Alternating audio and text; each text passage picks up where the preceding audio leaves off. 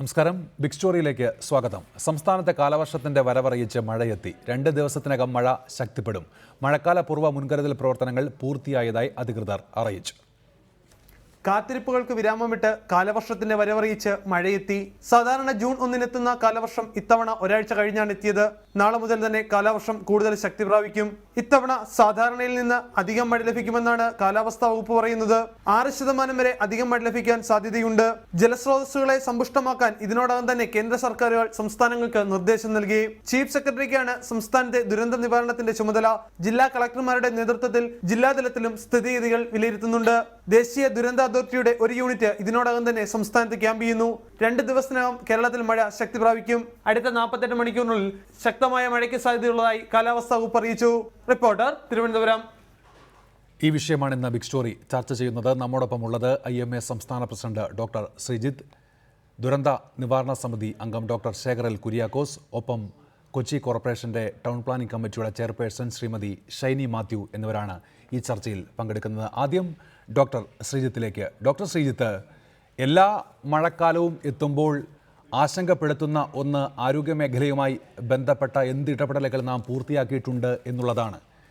കഴിഞ്ഞതിന് മുൻപത്തെ മഴക്കാലത്ത് നാം ചിക്കൻ ഗുനിയയുടെ കെടുതി അനുഭവിച്ചു. അതിനുശേഷം ഡെങ്കുപ്പനി എന്ന് പറയുന്ന വ്യാപകമാകുന്ന ഒരു സാഹചര്യവും ഉണ്ടായി.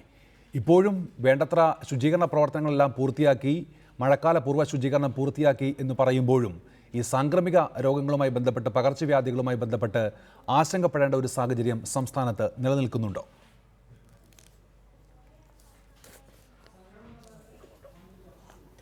പൊതുവിൽ മഴക്കാലം എന്ന് പറയുമ്പോൾ അത് പനിക്കാലമാണ്. പലതരത്തിലുള്ള പനികൾ മഴക്കാലത്തുണ്ടാകാറുണ്ട്. അതിൽ പ്രധാനമായി ഉണ്ടാകുന്നത് ജലജന്യ രോഗങ്ങൾ, അതുപോലെ കൊതുക് മൂലം വരുന്ന രോഗങ്ങൾ, അന്തരീക്ഷത്തിലൂടെ പകരുന്ന ഈ ജലദോഷപ്പനി പോലെയുള്ള രോഗങ്ങൾ, ഇവയാണ് കൂടുതൽ വരുന്നത്. അപ്പോൾ പെട്ടെന്ന് ഈ ഉഷ്ണകാലത്ത് നിന്ന് മഴക്കാലത്തിലേക്ക് മാറുമ്പോൾ തീർച്ചയായിട്ടും പെട്ടെന്ന് രോഗങ്ങളുടെ നിരക്കിൽ ഒരു വർധന ഉണ്ടാകാറുണ്ട്. അത് എല്ലാ വർഷവും ഉണ്ടാകുന്നു.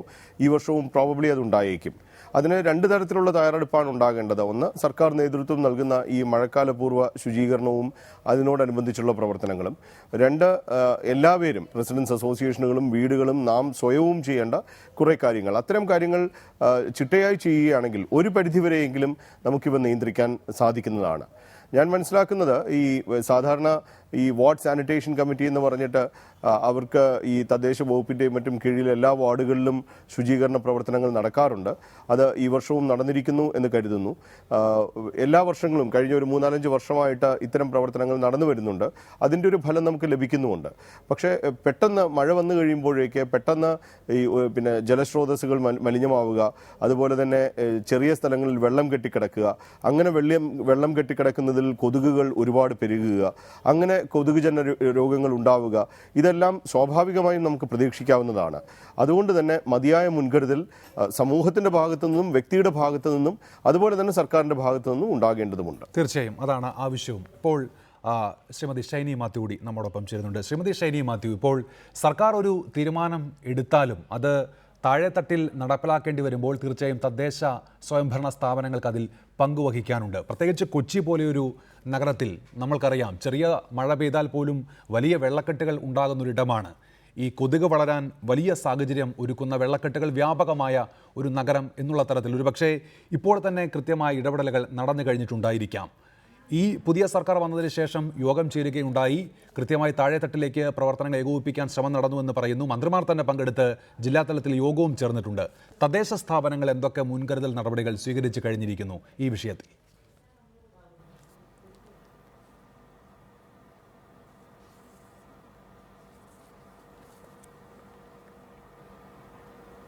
ശ്രീമതി ഷൈനി മാത്യു, പറയാം.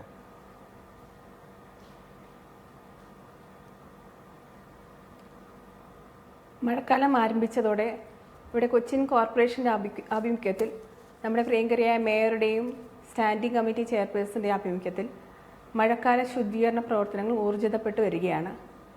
കോർപ്പറേഷൻ്റെ ആഭിമുഖ്യത്തിൽ ഞങ്ങൾ ശുദ്ധീകരണത്തിന് സ്പെഷ്യൽ ഫണ്ട് തന്നെ ഇംപ്ലിമെൻറ്റ് ചെയ്തിട്ടുണ്ട്. ആ രീതിയിലൊരു ക്ലെൻലിനെസ് ഡ്രൈവ് ഇവിടെ നടക്കുന്നുണ്ട്. കാണുകളുടെ ക്ലീനിങ്ങും അതുപോലെ തന്നെ റോഡ് സൈഡിലുള്ള പുല്ലുകളും മറ്റും ചെത്തി ഒരു അവയർനെസ് ക്ലാസ്സുകളും ഇവിടെ നടക്കുന്നുണ്ട്. കാരണം ഈ സമയത്താണല്ലോ രോഗങ്ങൾ കൂടുതൽ പിടിപെടുന്നത്. എന്തു തന്നെയായാലും കോർപ്പറേഷൻ എത്ര തന്നെ ചെയ്താലും നമുക്ക് ജനങ്ങളോട് പറയാനുള്ളത് ജനങ്ങളുടെ ഇടയിൽ ഒരു അവബോധം ഉണ്ടായിരിക്കണം. കാരണം ഈ സമയം നമുക്ക് പ്രത്യേകിച്ച് നമ്മുടെ സൊസൈറ്റിയെ സംബന്ധിച്ചിടത്തോളം നമുക്കൊരു ത്രോ അവേ കൾച്ചറാണുള്ളത്. നമ്മുടെ വീടും പരിസരവും നന്നായിട്ടിരുന്നാലും നമ്മൾ ബാക്കിയുള്ള വേസ്റ്റ് എല്ലാം കൂടെ റോഡിൽ കൊണ്ടിടുക എന്നുള്ളൊരു കൾച്ചറാണുള്ളത്. ആ രീതിയിൽ നിന്ന് നമ്മൾ മാറണം. അതിനുള്ള ഒരു അവയർനെസ് ജനങ്ങൾക്ക് കൊടുക്കുന്നുണ്ട്. ഇപ്പം റെസിഡൻസ് അസോസിയേഷൻ വഴിയായാലും മറ്റേ നമ്മൾ ആ ക്യാമ്പയിൻ നടത്തുന്നുണ്ട്. അതുമല്ല സ്കൂളുകളിലൊക്കെ എന്തെങ്കിലും പ്രോഗ്രാംസിന് ചെല്ലുമ്പോൾ പ്രത്യേകിച്ച് കൊച്ചു കുട്ടികളെയാണ് നമ്മൾ ഈ രീതിയിലേക്ക് ട്രെയിൻ ചെയ്തെടുക്കേണ്ടത്.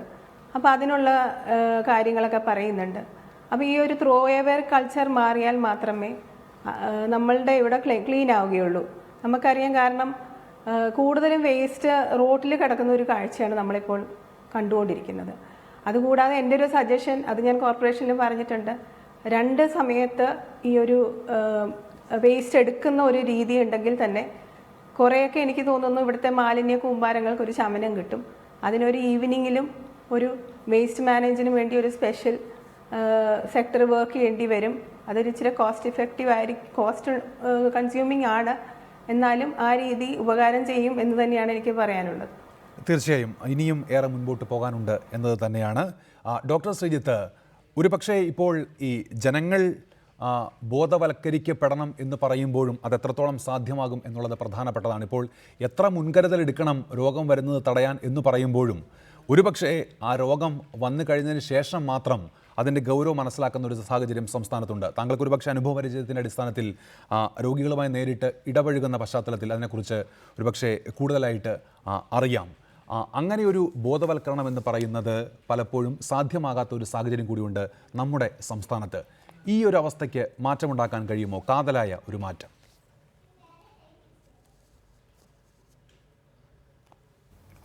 തീർച്ചയായിട്ടും. ഇപ്പോൾ പിന്നെ ആശാവഹമായിട്ടുള്ളൊരു കാര്യം, കഴിഞ്ഞ കുറച്ച് വർഷങ്ങളായിട്ട് നമുക്ക് ഈ ആരോഗ്യരംഗത്തെക്കുറിച്ച് പ്രത്യേകിച്ച് ഒരു അവബോധം ഉണ്ടായിട്ടുണ്ട്.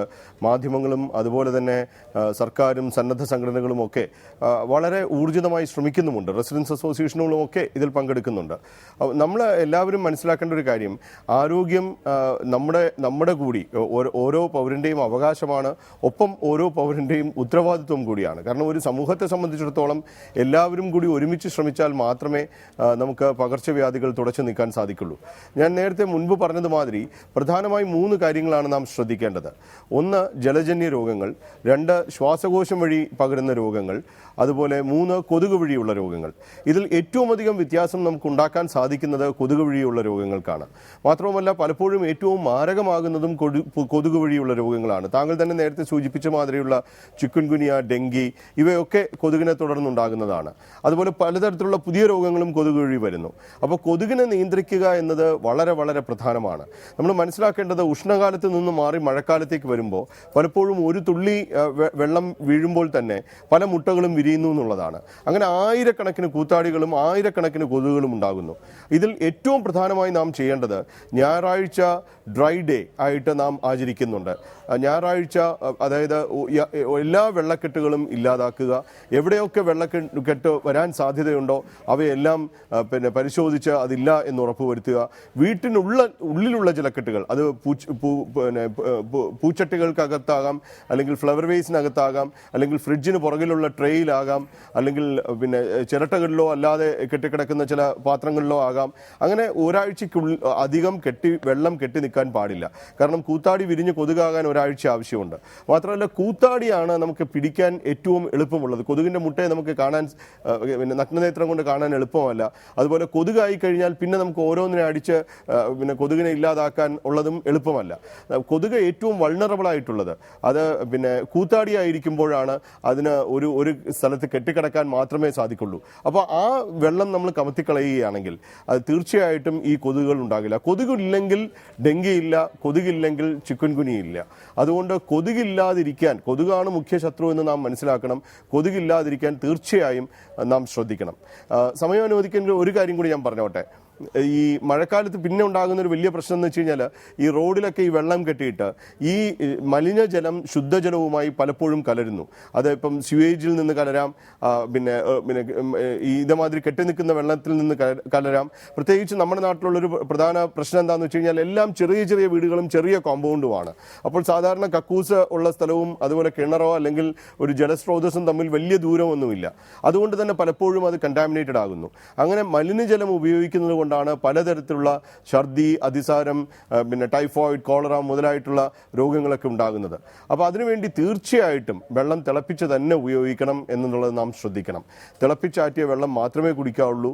അതും ഇളം ചൂടോടെ കുടിക്കുന്നതായിരിക്കും നല്ലതും. പിന്നെ മറ്റൊരു വലിയ പ്രശ്നം എന്ന് പറയുന്നത് ഈ പറഞ്ഞ മാതിരി ജലദോഷപ്പനിയും അതിനോടനുബന്ധിച്ചുള്ള പ്രശ്നങ്ങളുമാണ്. കഴിഞ്ഞ എത്രയോ കൊല്ലമായിട്ട് പ്രത്യേകിച്ച് ഞാനും അതുപോലെ തന്നെ IMA ഒക്കെ പല വേദികളിൽ പറയുന്നുണ്ട്, ഈ നമ്മുടെ വെക്കേഷൻ മെയ്യിലായിരിക്കണമോ ജൂണിലായിരിക്കണമോ എന്നുള്ളത് നാം പിന്നെ ഒന്നുകൂടി ആലോചിക്കണമെന്നുള്ളത്. കാരണം നാം രോഗങ്ങൾ നോക്കുകയാണെങ്കിൽ അവിടെ ഇവിടെ 1-2 സൂര്യാഘാതമൊക്കെ ഉണ്ടാകാമെങ്കിലും താരതമ്യേന ഏറ്റവും ഹെൽത്തി ആയിട്ടുള്ള ക്ലൈമറ്റ് നമുക്കുള്ളത് സമ്മർ സീസണിലാണ്. മെയ്യിലും മറ്റും അധികം രോഗങ്ങൾ ഉണ്ടാകാറില്ല. എന്നാൽ ജൂൺ ആകുന്നതോടെ പെട്ടെന്ന് രോഗങ്ങൾ, പ്രത്യേകിച്ച് ജലദോഷപ്പനിയും ശ്വാസകോശ രോഗങ്ങളും പൊട്ടിപ്പുറപ്പെടും. ആ സമയത്ത് തന്നെയാണ് എല്ലാ സ്കൂളുകളും തുറക്കുന്നത്. അപ്പോൾ ഒരു കുട്ടിക്ക് വരുന്ന ജലദോഷം ക്ലാസ്സിൽ മുഴുവൻ പകരുന്നു. ആ കുഞ്ഞുങ്ങളെല്ലാം അത് വീട്ടിലേക്ക് കൊണ്ടു ചെല്ലുന്നു. അങ്ങനെ അത് സമൂഹത്തിൽ ഒന്നടങ്കം പകരുന്നു. തീർച്ചയായും ശ്രദ്ധിക്കണമെന്നാണ് താങ്കൾ പറയുന്നത്. ദയവായി തുടരുക ഡോക്ടർ ശ്രീജിത്ത്. താങ്കളിലേക്ക് മടങ്ങിയത് ഇപ്പോൾ ദുരന്ത നിവാരണ സമിതി അംഗം ഡോക്ടർ ശേഖർ എൽ കുര്യാക്കോസ് കൂടി നമ്മോടൊപ്പം ചേരുന്നുണ്ട്. ഡോക്ടർ ശേഖർ എൽ കുര്യാക്കോസ്, എല്ലാ മഴക്കാലവും ഒരുപക്ഷേ കേരളത്തിന് ഭീതി ഉള്ള ഒന്നാണ്. കാരണം കേരളത്തിൻ്റെ സവിശേഷ ഭൂപ്രകൃതി, അതുകൊണ്ട് തന്നെ മലയോരം മുതൽ കടലാഴം വരെയുള്ള ആ ഒരു ഭൂപ്രകൃതിയാണല്ലോ ഉള്ളത്. ഇപ്പോൾ 2 ദിവസത്തിനകം മഴ കനക്കുമെന്ന് പറയുന്നുണ്ട്. ആവശ്യം നാം ശ്രദ്ധ വയ്ക്കേണ്ടത് ഏതൊക്കെ ഇടങ്ങളിലാണ്? പ്രത്യേകിച്ച് കേരളത്തിൽ മണ്ണിടിച്ചിലുണ്ടാകാൻ സാധ്യതയുള്ള മേഖലകളുണ്ട്. ഇപ്പോൾ കൺട്രോൾ റൂമുകളൊക്കെ തുറന്നു കഴിഞ്ഞിരിക്കുന്നു. എന്നാലും ശ്രദ്ധ വയ്ക്കേണ്ട ഇടങ്ങൾ ഏതൊക്കെയാണ്?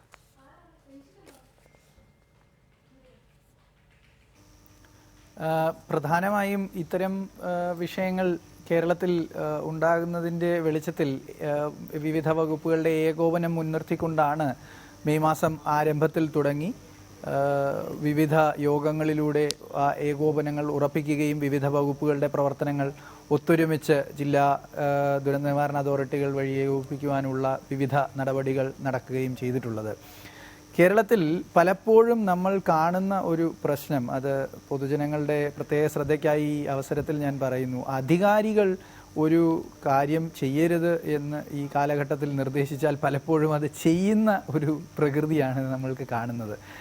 അപ്പോൾ ഉദാഹരണത്തിന് ഈ മഴക്കാലത്ത് നമ്മൾ മലയോര മേഖലകളിൽ ഞങ്ങൾക്ക് ഇപ്പോൾ നിലവിലൊരു സുവ്യക്തമായ ഒരു മുന്നറിവ് നൽകുന്ന, പ്രത്യേകിച്ചും പ്രകൃതി ദുരന്തങ്ങളുടെ കാര്യത്തിൽ, മഴയുമായി അനുബന്ധമായിട്ടുള്ള ദുരന്തങ്ങളുടെ കാര്യത്തിൽ ഒരു മുന്നറിവ് നൽകുന്ന സംവിധാനം നിലവിലുണ്ട്. നിങ്ങളുടെ മാധ്യമത്തിനും റിപ്പോർട്ടർ ചാനലിനും അത് ലഭ്യമാകുന്നുണ്ട്, ഞങ്ങളുടെ മെസ്സേജുകൾ.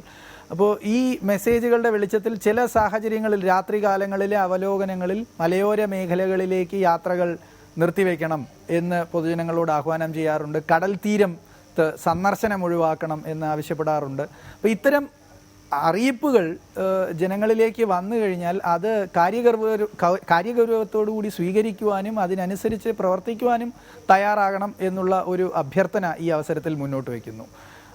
നമ്മൾ പ്രധാനമായും ശ്രദ്ധിക്കേണ്ടുന്ന ഒരു വിഷയം, ബഹുമാനായ ഡോക്ടർ കുറച്ച് മുമ്പ് ഇവിടെ സൂചിപ്പിച്ചതുപോലെ, മഴക്കാലത്ത് ഒരുപാട് രോഗങ്ങൾ വരുന്നത് പോലെ തന്നെ മഴക്കാലത്ത് പല സ്ഥലങ്ങളിലും വെള്ളക്കെട്ടുകൾ ഉണ്ടാകും. ഈ വെള്ളക്കെട്ടുകൾ അറിയാതെ ആ പ്രദേശങ്ങളിൽ തുള്ളിച്ചാടി കളിക്കുവാൻ കുട്ടികൾ പോകുന്നത് കൊണ്ടുണ്ടാകുന്ന അപകടങ്ങൾ കഴിഞ്ഞ 1-2 മാസമായി നമ്മൾ ധാരാളം കണ്ടുകൊണ്ടിരിക്കുകയാണ്. അപ്പോൾ അത് മുതിർന്നവർ, പ്രത്യേകിച്ചും രക്ഷിതാക്കളും അധ്യാപകരും പ്രത്യേക ശ്രദ്ധ കൊടുക്കണം എന്നും ഞങ്ങൾ അഭ്യർത്ഥിക്കുന്നു. ഈ സാഹചര്യത്തിൽ ദുരന്ത നിവാരണ മേഖലയിൽ പ്രവർത്തിക്കുന്ന വ്യക്തികൾക്ക് അധ്യാപകരോടും കുട്ടികളോടും രക്ഷിതാക്കളോടും പറയാനുള്ള ഒരു പ്രത്യേക റിക്വസ്റ്റ് ഇത് തന്നെയാണ്. നിങ്ങൾ കുട്ടികളെ ശ്രദ്ധിച്ച് അവരെ വെള്ളത്തിൽ കളിക്കുവാൻ വിടണം. പലയിടത്തും ഇലക്ട്രിക് ലൈനുകളൊക്കെ രാത്രിയൊക്കെ പൊട്ടി വീണ് കഴിഞ്ഞാൽ പെട്ടെന്ന് തന്നെ അത് കണ്ടെത്തപ്പെട്ടോളണമെന്നില്ല. സ്റ്റേ ലൈനുകൾ വഴി ചിലപ്പോൾ പവർ ഡിസ്ചാർജുകൾ ഉണ്ടാകാം. അതൊക്കെ എല്ലാം പൂർണ്ണമായും ഒഴിവാക്കാൻ പറ്റുന്ന സാഹചര്യങ്ങളല്ല. പക്ഷേ അത്തരം അവസരങ്ങളിൽ കുട്ടികളും രക്ഷിതാക്കളും അവബോധത്തോടു കൂടി പ്രവർത്തിച്ചു കഴിഞ്ഞാൽ ഇത്തരം അപകടങ്ങൾ കുറയ്ക്കുവാൻ, മഴക്കാലത്തുണ്ടാകുന്ന അപകടങ്ങളും ദുരന്തങ്ങളും കുറയ്ക്കുവാൻ സാധിക്കും. തീർച്ചയായും താങ്കൾ തുടരുക. ശ്രീമതി ഷൈനി മാത്യു, ഇപ്പോൾ നേരത്തെ സൂചിപ്പിച്ച കാര്യത്തിൻ്റെ തുടർച്ചയായി തന്നെ ചോദിക്കുന്നതാണ്. മഴക്കാലം എത്തുമ്പോൾ കുറച്ച് പ്രവർത്തനങ്ങളുമായി നാം മുന്നിട്ടിറങ്ങും, അത് കൃത്യമായി നടപ്പിലാക്കിയോ എന്ന് ചിന്തിക്കും, അതിൻ്റെ പിറകെ നടക്കും. പക്ഷേ ഇതൊരു സ്ഥിരം സംവിധാനമായി തുടരാൻ എന്തുകൊണ്ട് പറ്റുന്നില്ല? ഇപ്പോൾ വെള്ളക്കെട്ടിൻ്റെ കാര്യത്തിൽ തന്നെയാകട്ടെ, കൊച്ചി നഗരത്തിൽ വലിയ വെള്ളക്കെട്ടുണ്ടാകുന്ന മേഖലകൾ ഏതൊക്കെയാണെന്നറിയാം. പക്ഷേ മഴ വരുമ്പോൾ മാത്രമാണ് അവിടേക്ക് ഇറങ്ങുന്നതും അത് ഒഴിവാക്കാനുള്ള കൂടിയാലോചനകൾ നടക്കുന്നതും. ഫലപ്രദമായി ഇങ്ങനെ തദ്ദേശ സ്വയംഭരണ സ്ഥാപനങ്ങൾക്ക് തുടർച്ചയായി ഇക്കാര്യങ്ങളിൽ എന്തുകൊണ്ട് ഇടപെടാൻ കഴിയാതെ പോകുന്നു? പലപ്പോഴും അതും ഇത്തരത്തിൽ പകർച്ചവ്യാധികൾ പടരാൻ കാരണമായി മാറുന്നുണ്ടല്ലോ.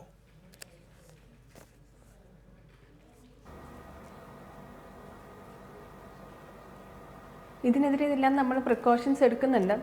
ഈ പറഞ്ഞ പോലെ സോഷ്യൽ മീഡിയാസ് വഴിയും എല്ലാം അവയർനെസ് കൊടുക്കുന്നുണ്ട്. എന്നിരുന്നാൽ തന്നെയും പറഞ്ഞോളൂ, കേൾക്കാം. ഹലോ. എന്നിരുന്നാൽ തന്നെയും ജനങ്ങളെല്ലാവരും ഈ മീഡിയാസിൽ പറയുന്ന കാര്യങ്ങളെല്ലാം കൃത്യമായിട്ട് ചെയ്യണം എന്ന് തന്നെയാണ് പറയാനുള്ളത്. അതുകൂടാതെ ഇപ്പം നഗരസഭാ തലത്തിൽ വെള്ളക്കെട്ടിനുള്ള പ്രതിവിധികളാണെങ്കിലും എല്ലാം ചെയ്തുകൊണ്ടിരിക്കുന്നുണ്ട്. പിന്നെ ഇതിൻ്റെ ഇടയ്ക്ക് ഇലക്ഷൻ വന്നതുകൊണ്ട് കുറച്ചൊരു ലാഗിങ് ആയിപ്പോയി കാര്യങ്ങളുടെ നീക്കുപോക്കിൽ, കോഡ് ഓഫ് കണ്ടക്ട് വന്നതുകൊണ്ട്. എന്നിരുന്നാലും എല്ലാം ദ്രുതഗതിയിൽ തന്നെ കാര്യങ്ങൾ ചെയ്യുന്നുണ്ട്. തീർച്ചയായും തദ്ദേശ സ്ഥാപനങ്ങൾ ക്രിയാത്മകമായി ഇടപെടുന്നു എന്നാണ് താങ്കൾ പറയുന്നത്. ഡോക്ടർ ശ്രീജിത്ത്, ഇപ്പോൾ ഏറ്റവും ആദ്യം ഒരു പനി വന്നാൽ സാധാരണക്കാർ ആദ്യം സമീപിക്കുക അവിടുത്തെ പ്രാഥമിക ആരോഗ്യ കേന്ദ്രത്തെയാണ്. അവിടെ കൃത്യമായി മരുന്നുകൾ എത്തിയിട്ടുണ്ടോ? അവിടെ കൃത്യമായി ഈ പകർച്ചവ്യാധികൾ തടയാനുള്ള ക്രമീകരണങ്ങൾ ഒരുക്കിയിട്ടുണ്ടോ എന്നുള്ളതും പ്രധാനപ്പെട്ടതാണ്. ഇപ്പോൾ യോഗങ്ങൾ പല തട്ടിലായി ചേർന്ന് കഴിഞ്ഞിരിക്കുന്നു. ആരോഗ്യവകുപ്പ് തന്നെ മാർഗനിർദ്ദേശ രേഖ തന്നെ പുറത്തിറക്കി താഴെത്തട്ടിലേക്ക് അത് എത്തിച്ചിട്ടുണ്ട്. പക്ഷേ ഇക്കാര്യത്തിലൊക്കെ വേണ്ടത്ര ഒരു കരുതലിലേക്ക് നാം എത്തിയിട്ടുണ്ടോ? പ്രത്യേകിച്ച് 2 ദിവസത്തിനകം മഴ കനക്കുമെന്ന് പറയുമ്പോൾ.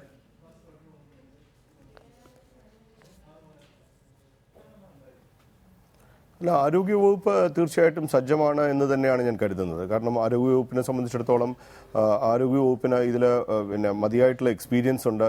അതുപോലെ തന്നെ പിന്നെ ഡോക്ടർമാർക്ക്, അത് പിന്നെ പ്രാഥമികാരോഗ്യ കേന്ദ്രത്തിലാണെങ്കിലും അല്ലെങ്കിൽ കമ്മ്യൂണിറ്റി സെൻറ്ററിലോ താലൂക്ക് സെൻറ്ററിലോ ഒക്കെയുള്ള ഡോക്ടർമാർക്കും ഇതേക്കുറിച്ചുള്ള വളരെ നല്ല അനുഭവവും അതുപോലെ പരിജ്ഞാനവുമുണ്ട്. മാത്രമല്ല അടുത്ത കാലത്തായിട്ട് നമ്മുടെ ആരോഗ്യവകുപ്പ് തന്നെ എല്ലാ ഡോക്ടർമാരും പാലിക്കേണ്ട പിന്നെ ചിട്ടകളെക്കുറിച്ചും അതുപോലെ ചികിത്സാ രീതികളെക്കുറിച്ചുമൊക്കെയുള്ള പിന്നെ വളരെ വ്യാപകമായിട്ടുള്ള അവബോധവും നടത്തുന്നുമുണ്ട്. അപ്പോൾ അതുകൊണ്ട് ആരോഗ്യവകുപ്പ് തീർച്ചയായിട്ടും സജ്ജമായിരിക്കുന്നു എന്ന് തന്നെയാണ് പിന്നെ ഞാൻ കരുതുന്നത്. പക്ഷേ നമ്മൾ ഒരു കാര്യം മനസ്സിലാക്കേണ്ടത്, രോഗം വന്ന് ചികിത്സിക്കുക എന്നുള്ളതല്ല ആരോഗ്യം എന്നത് നാം തിരിച്ചറിയണം. രോഗം വരാതിരിക്കാൻ ശ്രദ്ധിക്കുക എന്നതാണ് നാം എപ്പോഴും നമ്മൾ എന്താണ് അതിനാണ് നമ്മൾ കൂടുതൽ ഒരു വെയിറ്റേജ് കൊടുക്കേണ്ടത്. അതിനു വേണ്ടിയിട്ട് ഞാൻ നേരത്തെ സൂചിപ്പിച്ചത് മാതിരിയുള്ള മുൻകരുതൽ അത് തീർച്ചയായിട്ടും ജനങ്ങളിലേക്ക് എത്തണം. നമുക്ക് ഇതുമാതിരിയുള്ള ഏതൊക്കെ മീഡിയ ഉണ്ടോ അതുവഴി എല്ലാം ജനങ്ങളിലേക്ക് എത്തുകയാണെങ്കിൽ രോഗാതുരത ഒരുപാട് നമുക്ക് കുറയ്ക്കാൻ സാധിക്കും. ഞാൻ നേരത്തെ ജലദോഷപ്പനിയുടെ കാര്യം സൂചിപ്പിച്ചു. അത് എന്തെങ്കിലും അപകട ലക്ഷണങ്ങൾ ഉണ്ടെങ്കിൽ, ഇപ്പോൾ എല്ലാ പനി വരുമ്പോഴും ഉടൻ ഓടിച്ചെല്ലണമെന്നില്ല.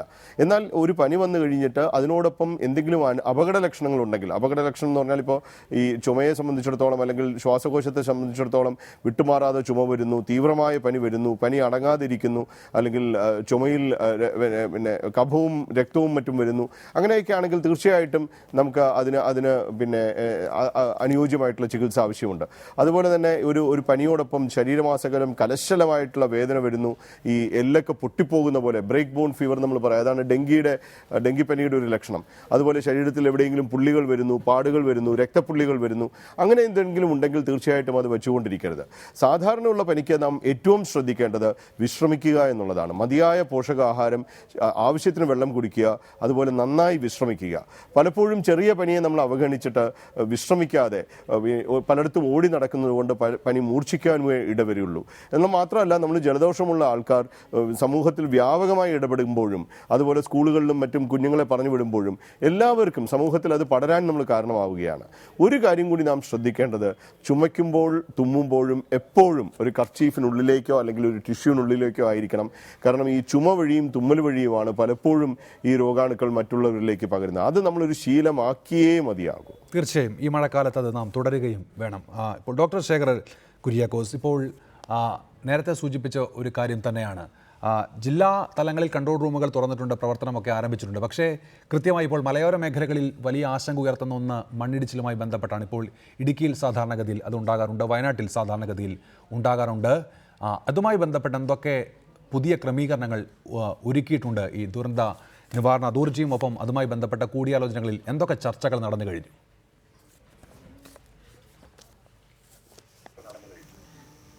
നമ്മൾക്ക് ഇപ്പോൾ നിലവിൽ ഏതാണ്ട് 24 മണിക്കൂർ മുന്നേ തന്നെ ശക്തമായ മഴയുടെ സാധ്യതകൾ അറിയുവാനുള്ള സംവിധാനമുണ്ട്.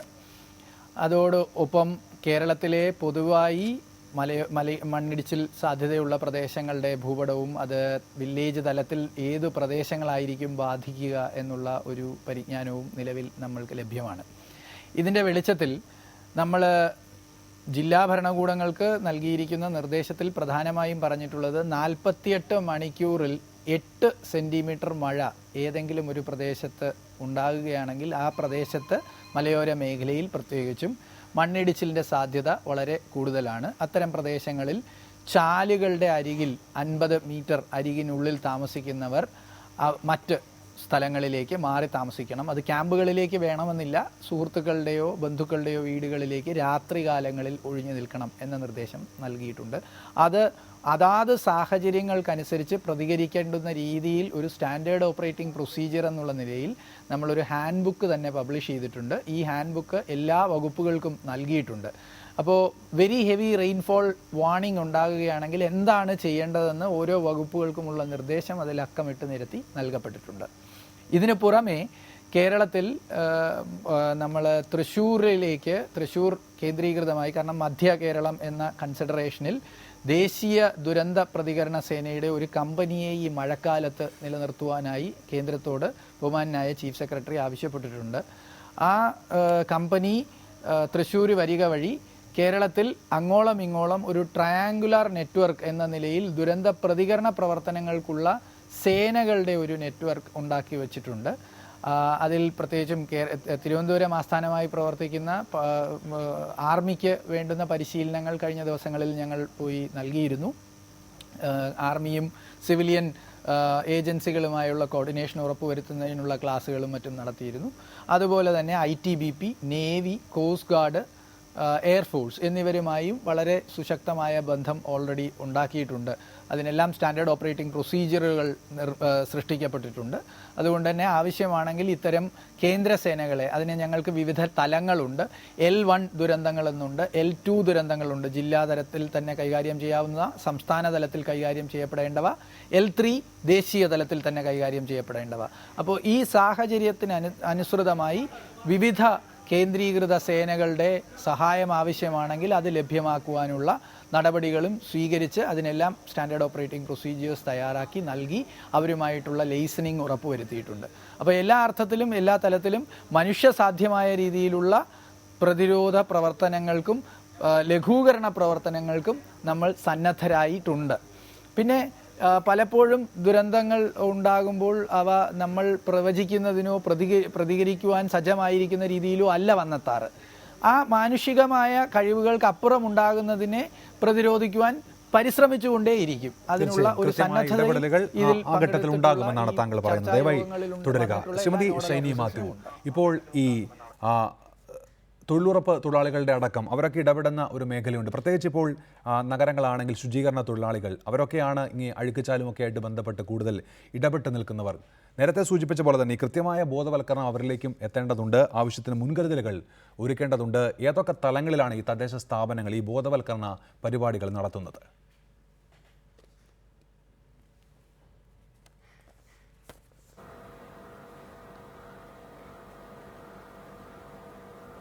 ശ്രീമതി ഷൈനി മാത്യു, താങ്കളോടാണ്.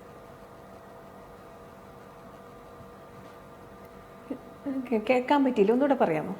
ഏതൊക്കെ തലങ്ങളിലാണ് തദ്ദേശ സ്ഥാപനങ്ങൾ ഈ ബോധവൽക്കരണ പരിപാടികൾ നടത്തുന്നത് എന്നതായിരുന്നു ചോദിച്ചത്.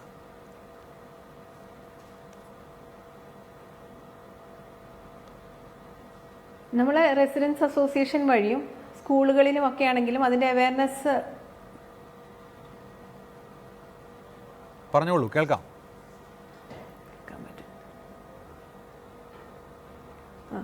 സ്കൂളുകൾ വഴിയും റെസിഡൻസ് അസോസിയേഷൻ വഴിയും അങ്ങനെ തദ്ദേശ സ്വയംഭരണ സ്ഥാപനങ്ങളിൽ ഈ ചെറിയ രീതിയിലുള്ള എല്ലാ ലെവലിലും നമ്മൾ ഓരോ അവയർനെസ് ക്ലാസ്സസ് ക്യാമ്പയിൻസ് നടത്താൻ വേണ്ടി പറഞ്ഞിട്ടുണ്ട്. അപ്പോൾ ഈ രീതിയിൽ പ്രവർത്തിക്കുമ്പോൾ തീർച്ചയായിട്ടും നമുക്ക് മുൻകരുതലുകൾ എല്ലാ രീതിയിലും നമ്മൾ എടുക്കുന്നുണ്ട്. പക്ഷേ ജനങ്ങൾ കൂടി ശ്രദ്ധിക്കണം. ഓരോരുത്തരും അവരവരുടേതായ രീതിയിൽ കൂടി ഈ പകർച്ചവ്യാധികൾ പടരാതെ നേരത്തെ എല്ലാവരും പറഞ്ഞതുപോലെ തന്നെ അവരവരുടെ സ്ഥലങ്ങളും മറ്റും ശുചീകരിച്ച് വെക്കുക എന്നുള്ള കാര്യങ്ങൾ ചെയ്തുകൊണ്ട് ഇത്തരത്തിലൊരു പ്രിക്കോഷൻസ് അവരവരുടേതായ രീതിയിൽ കൂടി എടുക്കണമെന്നാണ് എനിക്ക് പറയാനുള്ളത്. അല്ലാതെ ഒരു മിനിസ്റ്റീരിയൽ ലെവലിലാണെങ്കിലും തദ്ദേശ സ്ഥാപനത്തിൻ്റെ രീതിയിലായാലും എല്ലാത്തരം പ്രിക്കോഷൻസും എടുത്തിട്ടുണ്ട്. തീർച്ചയായും. ഡോക്ടർ ശേഖരൽ കുര്യാക്കോസ്, നേരത്തെ ചോദിക്കാൻ വിട്ടുപോയ ഒരു കാര്യം കൂടിയുണ്ട്. ഇപ്പോൾ ഈ ദുരന്ത നിവാരണത്തിന് വേണ്ടി ബജറ്റിലടക്കം നീക്കിവെക്കുന്ന തുകയുമായി ബന്ധപ്പെട്ട് പലതരത്തിലുള്ള ആക്ഷേപങ്ങൾ ഉയർന്നു കേട്ടിട്ടുണ്ട്. നീക്കിവെക്കുന്ന തുക പലപ്പോഴും പാഴായി പോകുന്നതായി പറഞ്ഞു കേൾക്കുന്നു. അതിന് ഉദാഹരണമായി പറയുന്നത്, ഇപ്പോൾ കഴിഞ്ഞ സാമ്പത്തിക വർഷം നീക്കിവെച്ചത് 6.5 കോടി രൂപയാണ്. പക്ഷേ അതിൽ 3.97 കോടി മാത്രം ചെലവഴിച്ചു, ബാക്കി പാഴായി പോകുന്നു എന്ന് പറയുന്നു. പക്ഷേ ഇതൊക്കെ നമുക്ക് ക്രിയാത്മകമായി ഉപയോഗിക്കാൻ കഴിയും. അങ്ങനെ പാഴായി പോകുന്ന ഒരു സാഹചര്യം ഈ സംസ്ഥാനത്ത് നിലനിൽക്കുന്നുണ്ടോ? ആ ആക്ഷേപങ്ങളിൽ കഴമ്പുണ്ടോ?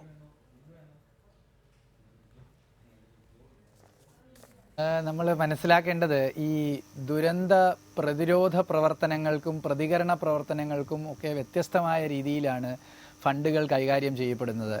അപ്പോൾ ഈ പാഴായി പോയി എന്ന് പറയുന്നത് സത്യത്തിൽ ശരിയല്ല. അപ്പോൾ ഇത്തരം പ്രവർത്തനങ്ങൾക്ക് ഏത് രീതിയിലാണ് ഫണ്ട് വിനിയോഗിക്കുന്നതെന്നും ആ ഫണ്ടിന് എന്ത് സാങ്ക്ടിറ്റിയാണുള്ളതെന്നും മനസ്സിലാക്കാതെയുള്ള പ്രതികരണങ്ങളാണിത്. ദുരന്ത പ്രതികരണത്തിനും ഇപ്പോൾ നമ്മൾക്ക് ദുരന്ത പ്രതികരണ പ്രവർത്തനങ്ങൾക്കായി തന്നെ 75% കേന്ദ്ര സർക്കാരും 25% സംസ്ഥാന സർക്കാരും കൂടെ നൽകുന്ന ദുരന്ത പ്രതികരണ നിധിയിൽ നിന്നാണ് ചെലവുകൾ വഹിക്കുന്നത്.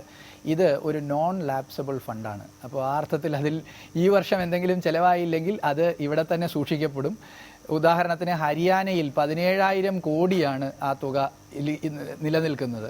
അതുപോലെ നമ്മൾ ചിലവാക്കിയില്ലെങ്കിൽ അത് എക്കാലവും സംസ്ഥാനത്തിൻ്റെ ട്രഷറിയിൽ തന്നെ കാണും. അത് ആരും എങ്ങോട്ടും കൊണ്ടുപോകില്ല. അതുകൊണ്ട് ഈ ലാപ്സായി പോയി എന്ന ഒരു ചിന്താഗതി ദുരന്ത നിവാരണ പ്രവർത്തനങ്ങളുടെ ഫണ്ടിൻ്റെ കാര്യത്തിൽ ആവശ്യമില്ല. ഈ പറയുന്ന 6.5 കോടി നൽകി എന്ന് പറയുന്നതും ശരിയല്ല. കഴിഞ്ഞ വർഷം ഉണ്ടായിരുന്ന 5 കോടി രൂപയാണ്. അതിലെ ബഹുഭൂരിപക്ഷം തുകയും ദുരന്ത നിവാരണ അതോറിറ്റിയുടെ ആസ്ഥാന മന്ദിരം നിർമ്മിക്കുന്നതുമായി ബന്ധപ്പെട്ട തുകയാണ്. അതിൽ അനുവദനീയമായ തുകകളെല്ലാം ചെലവാക്കി ആസ്ഥാന മന്ദിരം ചുരുങ്ങിയ സമയം കൊണ്ട് 2 നില പൂർത്തീകരിച്ചിട്ടുണ്ട്. തുടർന്നും അതിന് ഫണ്ട് ലഭ്യമാകുന്നുണ്ട്. അതിന് ഈ പണം അതിനുവേണ്ടി മാറ്റിവെച്ചിരുന്ന പണമാണ്. അതിൻ്റെ ഒരു സ്റ്റേജ് കഴിയാതെ അതിനുള്ള പണം ലഭ്യമാക്കാൻ പറ്റാത്തതുകൊണ്ട് അത് അന്ന് നൽകിയില്ല.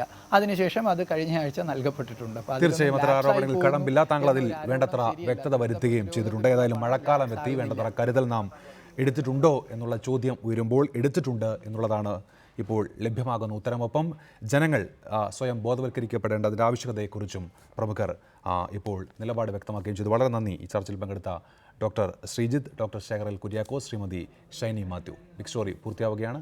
നമസ്കാരം.